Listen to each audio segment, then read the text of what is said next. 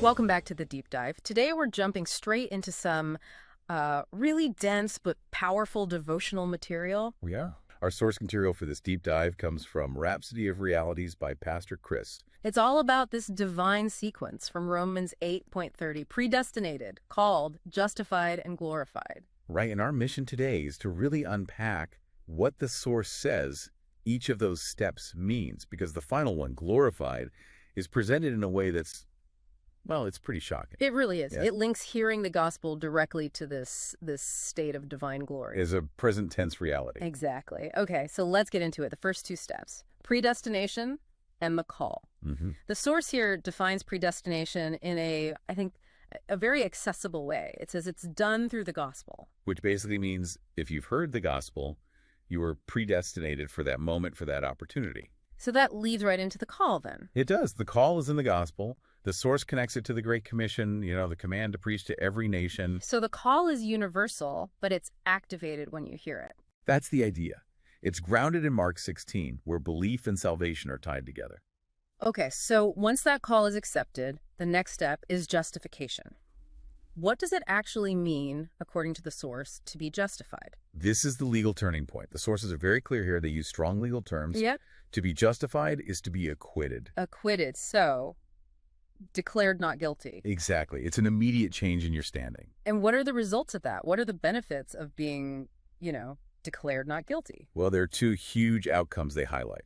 First, from Romans 8:1, there is no condemnation or damnation. None. Okay. And second, from Romans 5:1, you now have peace with God through our Lord Jesus Christ. Yeah. It's a complete shift done by faith through the Spirit. And this is where the chain, it kind of explodes. The verse says, whom he justified, them he also glorified. Wait a minute. We almost always think of glorification as a future event, like the resurrection. But the source is saying this happens now. This is the aha moment. Yes. They treat it as a present tense reality, an achieved status. So not a hope, but a current state of being. Right. The believer is, and this is a quote, endowed with and adorned in divine glory right now. Wow. That is a massive conceptual leap. What's the scriptural proof they offer for that? They lean very heavily on John 17, where Jesus says, and the glory which thou gavest me, I've given them. He's given it to them, past tense. Past tense. The conclusion they draw is that the believer is the perfect expression of the Father's glory, just like Jesus. So as he is, so are we in this world. That's the summation from 1 John 4:1-7 they use. Yes. Okay, that's a huge spiritual identity. But how does the source connect that to, tangible physical outcomes? Why should someone listening care about this today? Well, this is where the rubber meets the road. Because your spiritual status is already glorified, the source says you have to act like it. You should therefore actively refuse to be sick or poor or weak. Your consciousness of that status is the mechanism to override limitations. That's it. It all comes down to consciousness and declaration. So you have to say it, you have to believe it. They're very explicit.